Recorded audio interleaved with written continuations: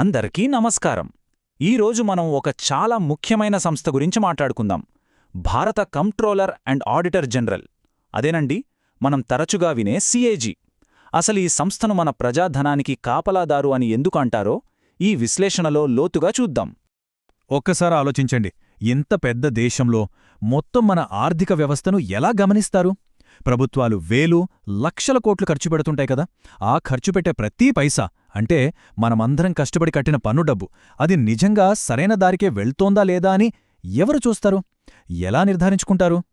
Well, ఆ ప్రశ్నకు సమాధానమే comptroller and auditor general of India, షార్ట్గా సిఏజీ. ఇంతకీ సిఏజీ ఏంటి? ఇది ఒక రాజ్యాంగబద్ధమైన సంస్థ. దీని ముఖ్యమైన పనేంటంటే కేంద్ర ప్రభుత్వం నుంచి రాష్ట్ర ప్రభుత్వాల వరకు వాటికొచ్చే రాబడులు, వాళ్ళు పెట్టే ఖర్చులు అన్నిటినీ ఆడిట్ చేయడం. ఈ సంస్థకు ఎంత ప్రాముఖ్యత ఉందో చెప్పటానికి డాక్టర్ బిఆర్ అంబేద్కర్ గారి మాటలే చాలు. ఆయనేమన్నారంటే, ఇది చాలా ముఖ్యం, వినండి. భారత రాజ్యాంగం కింద ఉన్న అధికారులందరిలోనూ సిఏజీనే అత్యంత ముఖ్యమైన అధికారి అని అన్నారు. అంటే ఆలోచించండి, ఈ పదవికి మన రాజ్యాంగం ఎంత గౌరవాన్ని, ఎంత బాధ్యతను ఇచ్చిందో. సరే, మరి ఈరోజు మన చర్చలో ఏమేం చూడబోతున్నామో ఓసారి చూద్దాం. ఫస్ట్, అసలు ఈ ప్రజాధనాన్ని కాపాడేది ఎవరు? తర్వాత సిఏజీ అంత స్వతంత్రంగా ఎలా పనిచేయగలుగుతోంది, దీని అధికారాలేంటి, అండ్ కంప్ట్రోలర్కి ఆడిటర్కి తేడా ఏంటి? ఇది చాలా ఆసక్తికరంగా ఉంటుంది. ఆ తర్వాత ఈ సంస్థపై ఉన్న విమర్శలు, సవాళ్లు కూడా చూద్దాం. చివరగా మన దేశంలో జవాబుదారీతనం భవిష్యత్తు ఎలా ఉండబోతోందో చర్చిద్దాం. రైట్, ఇక మొదటి అంశంలోకి వెళ్ళిపోదాం. ప్రజాధనాన్ని కాపాడేది ఎవరు? ఇక్కడే మనం భారత ప్రజాస్వామ్యానికి 4 మూలస్తంభాలుగా చెప్పబడే సంస్థల గురించి తెలుసుకోవాలి. మన ప్రజాస్వామ్య వ్యవస్థ బలంగా నిలబడ్డానికి 4 ప్రధానమైన స్తంభాలు ఉన్నాయని అంటారు. అవేంటంటే సుప్రీంకోర్టు, మన ఎన్నికల సంఘం, యూనియన్ పబ్లిక్ సర్వీస్ కమిషన్, ఇక 4వది మనం ఇప్పుడు మాట్లాడుకుంటున్న కంప్ట్రోలర్ అండ్ ఆడిటర్ జనరల్ అంటే సిఏజీ. చూసారా, సుప్రీంకోర్టు ఎలక్షన్ కమిషన్ అంతటి ప్రాముఖ్యత ఉన్న సంస్థ ఇది.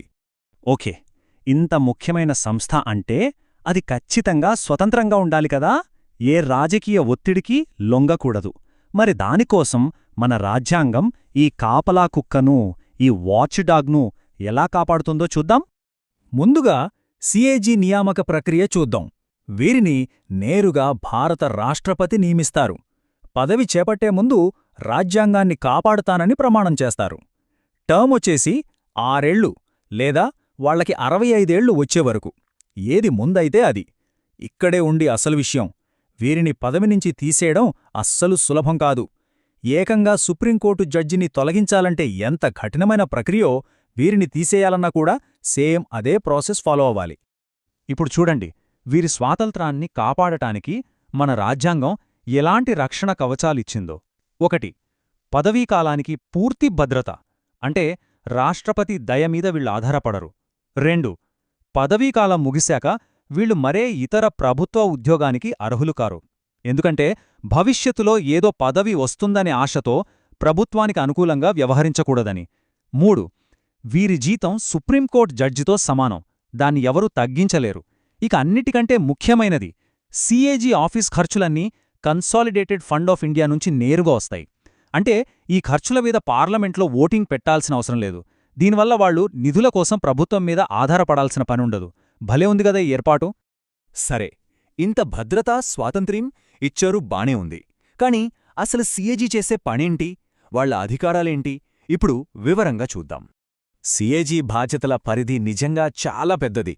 కేంద్ర రాష్ట్ర ప్రభుత్వాల ఖర్చులేగాదు, ప్రభుత్వ నిధులతో నడిచే ప్రతి సంస్థ, ప్రతి కార్పొరేషన్ అన్ని సిఏజీ ఆడిట్ కిందకే వస్తాయి. చివరికి ప్రభుత్వ విభాగాల లాభనష్టాల ఖాతాలను కూడా వీళ్లే చూస్తారు. ఈ ఆడిట్ అంతా అయ్యాక 3 కీలకమైన నివేదికలు తయారుచేసి రాష్ట్రపతికిస్తారు. అప్పుడు రాష్ట్రపతి వాటిని పార్లమెంటు ముందు ప్రవేశపెడతారు. క్యాగ్ పని కేవలం లెక్కలు సరిచూడటంతోనే ఆగిపోదు. వాళ్లు ప్రొప్రైటీ ఆడిట్ అని కూడా చేస్తారు. అంటే ఏంటంటే, ఉదాహరణకి ప్రభుత్వం ఒక ప్రాజెక్ట్కి 100 కోట్లు ఖర్చు చేసిందే అనుకుందాం. లెక్కల ప్రకారం అంతా కరెక్ట్గానే ఉండొచ్చు. కాని క్యాగ్ ఏమడుగుతుందంటే, అసలీ ప్రాజెక్ట్ అవసరమా? ఈ 100 కోట్లు ఇలా ఖర్చు పెట్టడం ఎంతవరకు సమంజసం? ఇంతకన్నా తక్కువ ఖర్చుతో ఇది చెయ్యలేమా అని ప్రశ్నిస్తుంది. అంటే ఖర్చులో తెలివి, వృధా, దుబారా ఇలాంటివి కూడా చూస్తుందన్నమాట. ఓకే, ఇక్కడే మనం ఒక చాలా ముఖ్యమైన తేడాను గమనించాలి. అదేంటంటే కంట్రోలర్కి, ఆడిటర్కి మధ్య ఉన్న తేడా. ఈ తేడా అర్థం చేసుకుంటేనే మన దేశంలో సీఏజీ పాత్రేంటో మనకు స్పష్టంగా తెలుస్తుంది. సింపుల్గా చెప్పాలంటే కంట్రోలర్ అంటే డబ్బు ఖజానా నుంచి బయటకు వెళ్లకముందే ఆపే అధికారం ఉన్నవాడు. అంటే ప్రభుత్వం ఏదైనా ఖర్చు పెట్టాలంటే ముందు ఇతని అనుమతి తీసుకోవాలి. బ్రిటన్లో ఈ సిస్టమ్ ఉంది. మరి ఆడిటర్ అంటే ఇతను డబ్బు ఖర్చయిపోయిన తర్వాత రంగంలోకి దిగుతాడు. అంత అయిపోయాక ఆ ఖర్చు సరిగ్గా పెట్టారా లేదా అని పరిశీలించి రిపోర్ట్ ఇస్తాడు. మన భారతదేశంలో సీఏజీ పాత్ర ప్రధానంగా ఈ రెండోది, అంటే ఆడిటర్ పాత్రే. సో దీనర్థమేంటి? మన దేశంలో సీఏజీ పేరులో కంట్రోలర్ అని ఉన్నప్పటికీ ఆచరణలో వాళ్ళు ఆడిటర్ జనరల్ మాత్రమే. అంటే ప్రభుత్వం ముందస్తు అనుమతి లేకుండానే డబ్బు డ్రా చేయొచ్చు. దీన్ని ఇంకోలా చెప్పాలంటే దొంగతనం జరిగిపోయిన తర్వాత తాళం సరిగ్గా ఉందా లేదా అని చెక్ చేసినట్టు ఉంటుంది. నష్టం జరగకముందే ఆపే శక్తి లేదు, కానీ జరిగిన నష్టాన్ని ప్రపంచానికి చెప్పే శక్తి మాత్రం ఉంది. రైట్. ఇప్పుడు నాణ్యానికి రెండో వైపు చూద్దాం. ఈ కాపలాదారు మీద కూడా కొన్ని విమర్శలున్నాయి, కొన్ని ఆధునిక సవాళ్లు కూడా ఎదుర్కొంటోంది. అవేంటో ఇప్పుడు పరిశీలిద్దాం. నిజానికి సీఏజీ మీద విమర్శలు ఈనాటివి కాదు. చాలా ఏళ్ల క్రితమే పాల్ హెచ్ యాపిల్ బై అనే ఒక అమెరికన్ ఎక్స్పర్ట్ సీఏజీ పాత్రను చాలా తీవ్రంగా విమర్శించారు. ఆయనేమన్నారంటే సీఏజీ పని కేవలం తప్పులు పట్టుకోవడమే, ఎప్పుడూ నెగటివ్గానే ఉంటుంది. దీనివల్ల ప్రభుత్వ అధికారులు ఏదైనా మంచి పని చేద్దామన్నా, కొత్త నిర్ణయాలు తీసుకుందామన్నా ఎక్కడ సీఏజీ వచ్చి పట్టుకుంటుందో అని భయపడి వెనకడుగు వేస్తున్నారు. ఇది దేశ ప్రగతికి మంచిది కాదు అని ఆయన వాదించారు. అది పాత కథ. మరి ఈ మధ్యకాలంలో చూస్తే మన రెండవ పరిపాలనా సంస్కరణల కమిషన్ కూడా సీఏజీ పనితీరుకు అడ్డుపడుతున్న కొన్ని కీలకమైన అంశాలను గుర్తించింది. ఈ ఒక్క నంబర్ చూడండి చాలు పరిస్థితి అర్థం కావడానికి. ప్రతి ఏటా సీఏజీ 1000 నుంచి 1500 వరకు ఆడిట్ అభ్యంతరాలను, అంటే పారాలను తన రిపోర్ట్లో పెడుతుంది. కాని వాటిలో మన పార్లమెంటరీ పబ్లిక్ అకౌంట్స్ కమిటీ చర్చించేవెన్నో తెలుసా?